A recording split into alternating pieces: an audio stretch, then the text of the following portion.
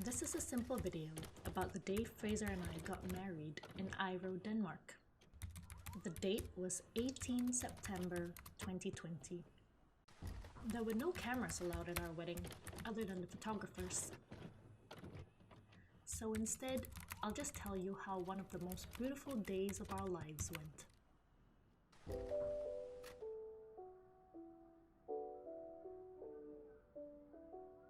At 10 a.m., we received confirmation that the wedding starts at 11:30 a.m.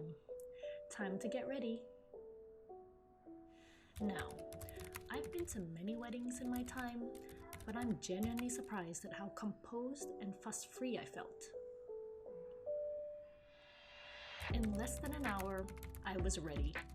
In my detailed kabaya, my maroon lipstick, in my cute transparent heels. Yvonne is looking so pretty in her grey embroidered cheongsam. 11:25 a.m. We head to the wedding hall. Our shoes were clickety-clacking on the cobblestone streets. I'm not nervous at this moment. I'm just excited. We reached the wedding hall to find my future husband and his best men having whiskey and beer before the wedding. I expect nothing less from my Scottish husband. Daniel is looking particularly elegant in his traditional Pakistani kurta. Chris is looking very dapper in his tuxedo. We were 5 minutes late to our own wedding, but alas, what is a wedding if not for the bride and groom to be fashionably late? 11:35 a.m. We head up, climbing the antique wooden floors to the beautiful Merchant's Court wedding room.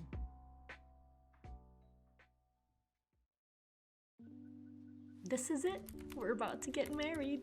I wasn't nervous, nor was I stressed. I was just excited. I was handed my beautiful white bouquet, while Fraser had a handmade floral brooch pinned on his tweed jacket to match. 11:40 a.m. Our guests are seated. We enter the room and sit in front of our minister, a sweet Danish woman. Everything feels so intimate, so peaceful. The ceremony begins. Our minister recites our duties to each other as a married couple. She reminds us that marriage is a commitment, and that marriage is a sacred union. We exchange rings. It's finally happening. We exchange vows. Silly boy forgets what he wrote, but he continues to speak from his heart. He's honest, and he reminds me how much he adores me, while tears flow down his cheeks. I couldn't control myself either, and I begin crying. I try to compose myself before I tell him my vows, but of course, as expected, I continue to weep. I tell him that I never believed in chivalry until I met him. I tell him that I'm so happy I'm marrying my best friend and the love of my life. And at 11:55 a.m., the minister says the words we were all anticipating. I now pronounce you husband and wife. Notice of the way you feel safe. Everything I do, I'm too late. 12 p.m. Fraser and I are officially husband and wife.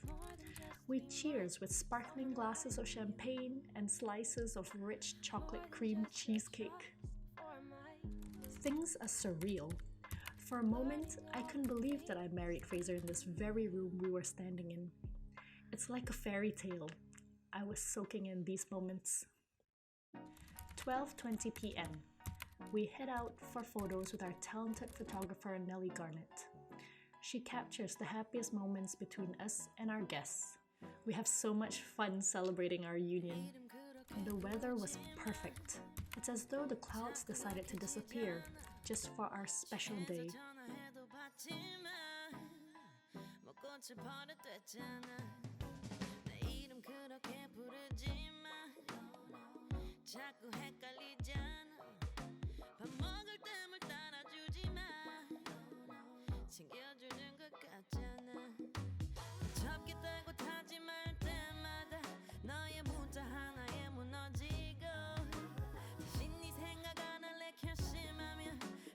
넌 네가 연락 와버리네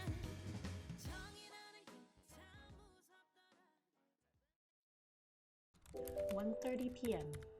We spent the rest of the afternoon under the sun together, relaxing with our beloved friends and family. We finished that decadent wedding cake. I don't think I've ever had such a delicious wedding cake in my life.